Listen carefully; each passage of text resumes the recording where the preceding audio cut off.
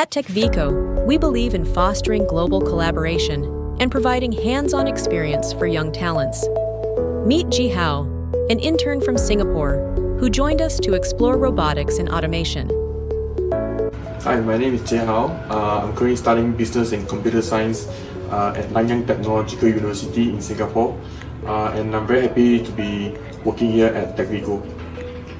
I'm doing a double degree in computer science and business, and for this internship at Techvico, I aim to contribute very meaningfully to any projects by applying and learning as much technical skill as possible.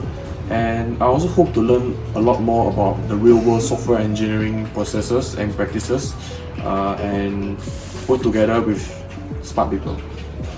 At Techvico, we welcome international students, providing them with a dynamic space to explore and grow in the field of automation.